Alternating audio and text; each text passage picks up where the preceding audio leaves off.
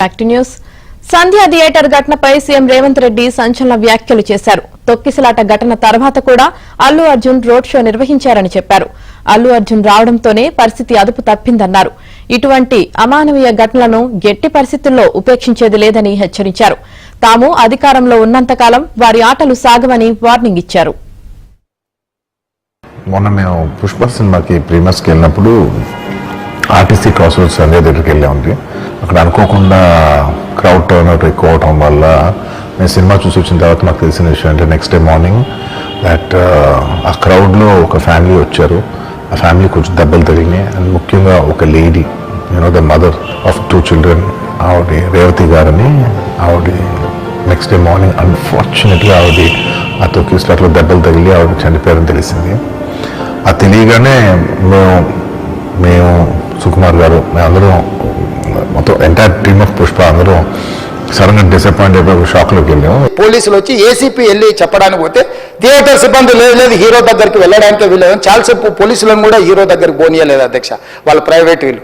చివరికి ఏసీపీ కోపం వచ్చేసి మిమ్మల్ని అందరినీ తీసి లోపల వేయాల్సి వస్తా అని చెప్పిపోయి హీరోకు ఏసీపీ క్లియర్గా ఇద్దరు చనిపోయినరు.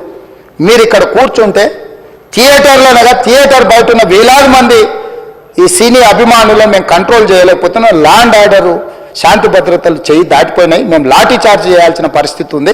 మీరు దయచేసి వెళ్ళిపోండి, వచ్చిండ్రు చూసిండ్రు కదా వెళ్ళిపోండి అంటే లేదు నేను సినిమా అయిపోయే వరకు ఇట్లే కూర్చుంటానని పోలీసులతో చెప్పిండని సిటీ కమిషనర్ నాకు చెప్పడం జరిగింది అధ్యక్ష.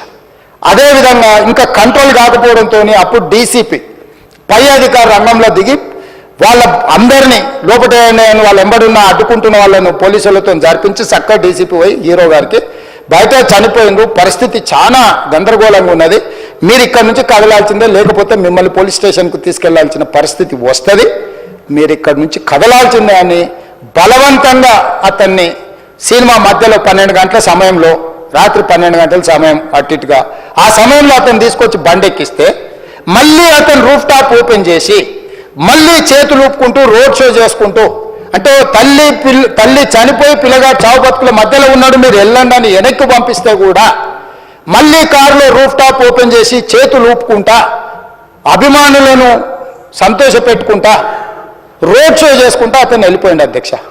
పోలీసులు కేసు చేశారు. కేసు మీద థియేటర్కి సంబంధించిన కొంతమందిని అరెస్టు చేశారు. అరెస్టు చేసి 10-11 రోజుల తర్వాత పోలీసు హీరో గారింటికి వెళ్ళిండ్రు.